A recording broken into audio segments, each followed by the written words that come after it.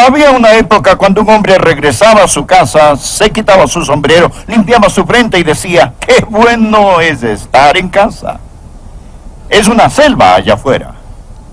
Bien, amigos, hoy la selva está adentro. ¿Qué podemos hacer al respecto? ¿Cuál es la cura de Dios para el desasosiego en el hogar y, por consiguiente, para la paz fuera del hogar? Hoy lo vamos a estudiar. Dios nos ha dado un día de reposo. Muchos no lo usamos. Ni siquiera sabemos mucho sobre ese día. Pero hoy deseo hablarles sobre este tema.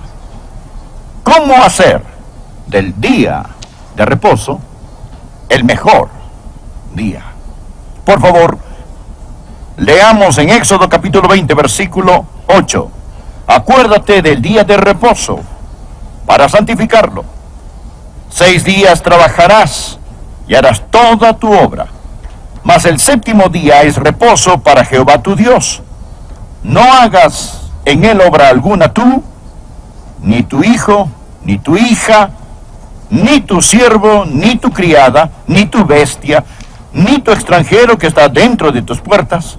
Porque en 6 días hizo Jehová los cielos y la tierra, el mar y todas las cosas que en ellos hay, y reposó en el séptimo día. Por tanto, Jehová bendijo el día de reposo y lo santificó. Dios le dio a su gente antigua, a la nación judía, un maravilloso regalo. Era el día de reposo y era un regalo. Jesús dijo en Marcos 2:27, el día de reposo fue hecho por causa del hombre, y no el hombre por causa del día de reposo. Todos los mandamientos fueron hechos para nosotros. Verá, cuando adoramos al Señor, esto no lo hace a Él más santo, solo nos santifica a nosotros. Todos los mandamientos fueron creados para nosotros, incluso los que dan gloria a Dios y nos hacen amar a otros. Lo he dicho antes y se lo recordaré otra vez. Dios no nos dio los mandamientos para hacernos retorcer como un gusano en cenizas calientes tratando de guardarlos. Las leyes de Dios son para nuestro bienestar. El día de reposo se hizo para el hombre y no para el día de reposo. Siempre que Dios dice no, simplemente está diciendo no te lastimes a ti mismo. Y siempre que Dios dice sí, sencillamente está diciendo disfruta de la felicidad. Dios dio en el Antiguo Testamento el día de reposo a Israel. Fue un regalo maravilloso. Pero Dios nos ha dado a nosotros algo mucho mejor. El día del Señor, que es la transformación del día de reposo en algo aún más maravilloso. Es el cumplimiento del día de reposo. Hablaremos de esto en un momento. Pero a la familia cristiana se le ha dado un día. Y si usted lo usa adecuadamente y lo disfruta como debe, llegará a ser uno de los mejores y más ricos tesoros, el más valioso en su baúl de tesoros de valores familiares. Bien, la palabra sábado significa reposo. Es lo que la palabra significa. Es una transliteración de la palabra hebrea Shabbat, que significa reposo. No significa séptimo, sino reposo. Es una transliteración de la palabra. Es una palabra tomada del hebreo y transferida al español. Hoy tenemos personas que dicen querer guardar el sábado como lo hacía la gente en el Antiguo Testamento. Pero tenga mucho cuidado, porque si usted piensa guardar el día sábado hoy, o piensa que guardó el sábado ayer, sea muy cuidadoso, ya que el quebrantar el sábado en el Antiguo Testamento significaba muerte. Por ejemplo, en este pasaje de Éxodo capítulo 31, versículo 15, dice, 6 días se trabajará, mas el día séptimo es día de reposo consagrado a Jehová. Escuche esto. Cualquiera que trabaje en el día de reposo, ciertamente morirá. ¿Sabe cuál era la pena en el Antiguo Testamento por quebrantar el sábado? La muerte. Si llevaba a cabo cualquier trabajo, por ejemplo, si encendía un fuego en el día sábado, lo mataban. Éxodo capítulo 35, versículo 3. No encenderás fuego en ninguna de vuestras moradas en el día de reposo. Si usted dice hoy, voy a guardar el sábado como lo hacían en el Antiguo Testamento, está en un gran problema. Porque si enciende un fuego, es digno de muerte. ¿Encendió usted el motor de su carro hoy? Incendió un fuego en cada uno de esos cilindros. Encendió usted un bombillo incandescente hoy al mover el interruptor de la luz.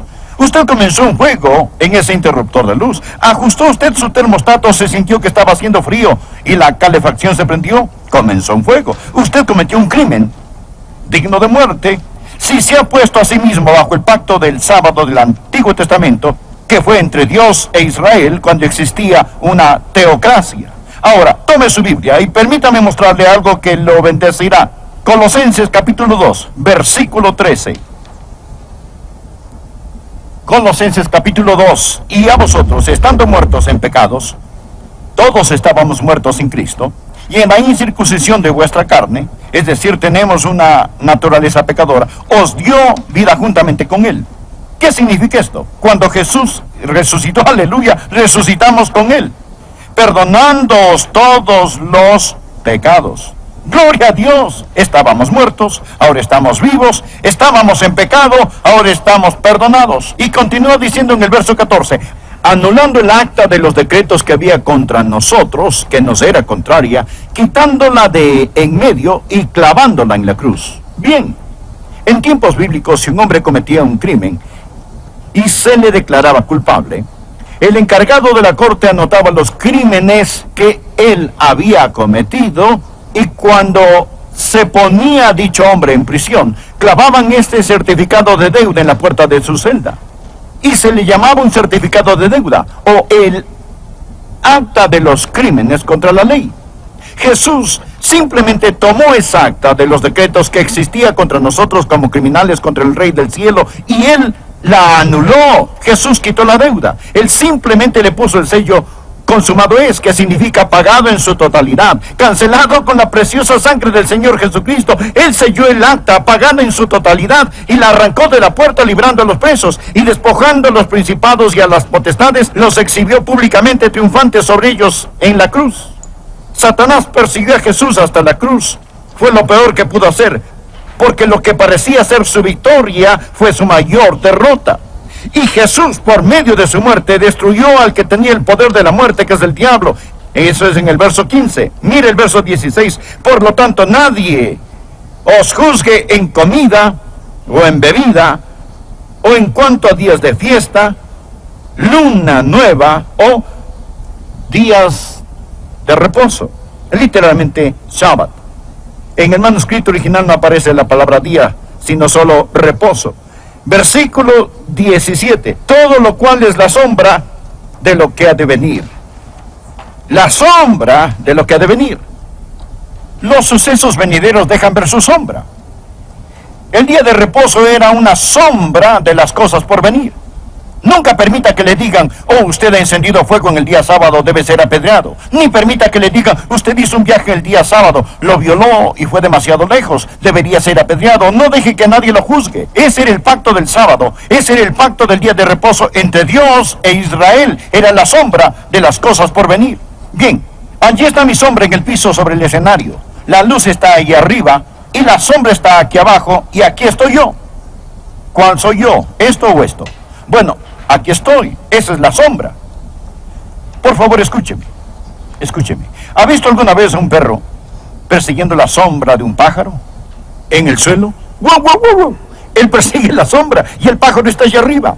Esta gente que aún trata de guardar el pacto del día sábado, el sábado del Antiguo Testamento, persiguen sombras. Están persiguiendo sombras. Jesús es el cuerpo. El día de reposo en el Antiguo Testamento era solo una sombra del Señor Jesucristo.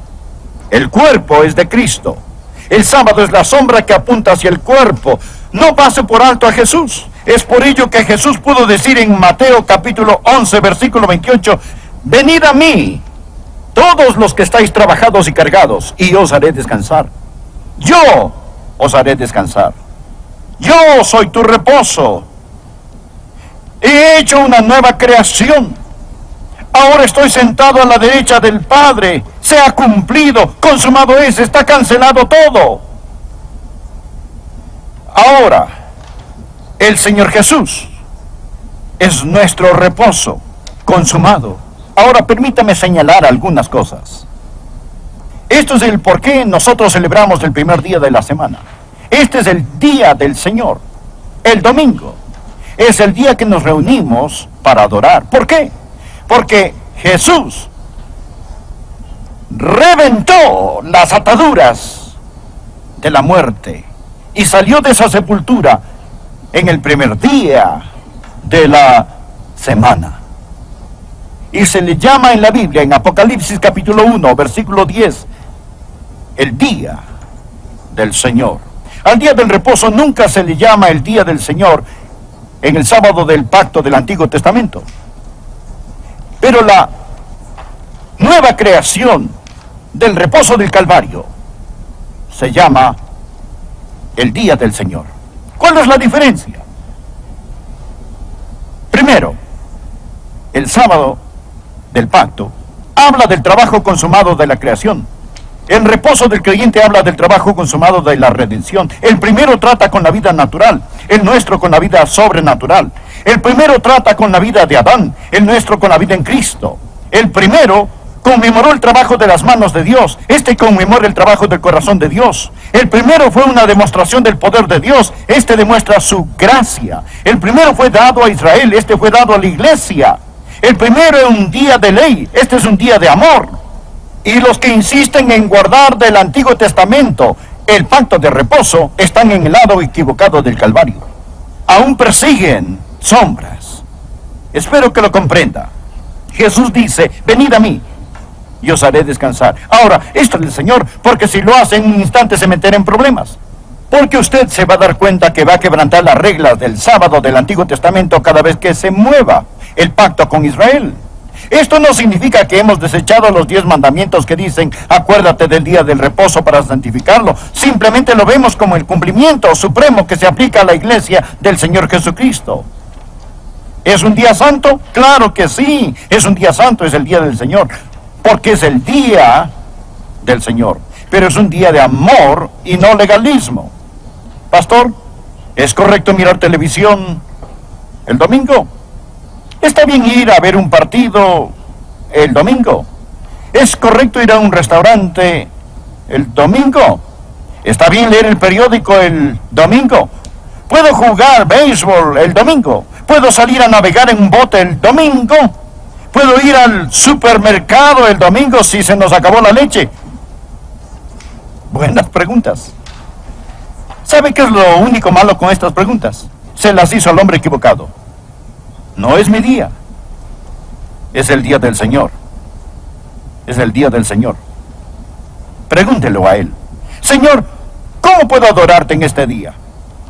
¿Cómo puedo tomar este día y darte gloria, darte reverencia y darte alabanza para que al final del domingo pueda decir, Señor, este fue tu día? Yo sé lo que algunos de ustedes dirán, pastor, todos los días son santos para mí. Es cierto. Pero el día del Señor es extra, especial. En el tiempo restante deseo darle 3 principios que le ayudarán a guardar lo que considero es el maravilloso día del Señor. ¿Sabe usted lo que es el día del Señor? Es tomar tiempo para Dios. ¿Ha jugado alguna vez fútbol y ha necesitado un intermedio? Es el intermedio para Dios. Y aquí están 3 principios que sugiero a los padres y madres que Dios les ha dado para hacer de su hogar un hogar ganador al guardar el día del Señor. Decimos tiempo libre para Dios. ¿Cómo hacer del día de reposo el mejor día? Ahora, usted debe hacer de este día un día santo, un día saludable y un día feliz. ¿Lo anotó? Recuerde estas palabras. Haga de este día, el día del Señor, un día santo. Hágalo un día saludable. Hágalo un día feliz. Al usted hacer una pausa para Dios. Ahora, tome tiempo para adorar y santificar el día del Señor. La Biblia manda a los cristianos del Nuevo Testamento a congregarse para adorar. Hebreos 10, versículo 25 dice, no dejando de congregarnos como algunos tienen por costumbre. Se nos ha mandado congregarnos como hermanos y hermanas para adorar. ¿Y cuándo lo hacemos? La iglesia en su inicio lo hacía en el primer día de la semana. Recuerde Hechos 27. El primer día de la semana, reunidos los discípulos para partir el pan, Pablo les enseñaba. Por ello, tome un día, el día del Señor, y dedíquelo para venir a la iglesia y adorar al Señor. Padres, escuchen muy cuidadosamente a su pastor. Una de las mejores cosas que puede hacer en su hogar es hacer un hábito del asistir a la iglesia. Bien, lo que necesitamos no es solo enseñarles a los hijos la industriosidad, sino también la tranquilidad. Tome el día del Señor y repose. Tome una siesta en el día del Señor. Una de las mejores cosas que puede hacer es tomar una siesta. Un hombre que corta leña no pierde el tiempo cuando afila su hacha. Usted cortará más leña si aprende cómo hacer de este día un día santo. Hágalo un día saludable, hágalo un día feliz. Creo que el domingo debe ser el día más feliz de la semana. ¿Y sabe por qué? ¿Sabe por qué la iglesia desde su inicio se congregaban los domingos? Porque Jesús salió de la sepultura en un domingo. Les diré esto a ustedes, que después de la resurrección de Jesucristo, no existe una nota pesimista o negativa en el Nuevo Testamento. Después de la resurrección de Jesucristo es una celebración y gozo. Todos los días del Señor son Pascua. Nos ponemos felices en Semana Santa, pero deberíamos entrar aquí con la luz del sol del mediodía en nuestros rostros todos los domingos. Él está vivo, Él resucitó, gocémonos. Tome este día y adore al Señor en su día. Tome este día y descanse en Él. Tome este día y gócese en Él. Es el día del Señor. Este es el día que creó el Señor. Un día de alegría, no de tristeza, de amor, no de legalismo. Permita que haya gozo en su hogar hoy. ¿Qué sucedió con los almuerzos del domingo que solíamos tener, donde la familia se reunía, comían, reían, conversaban y se demostraban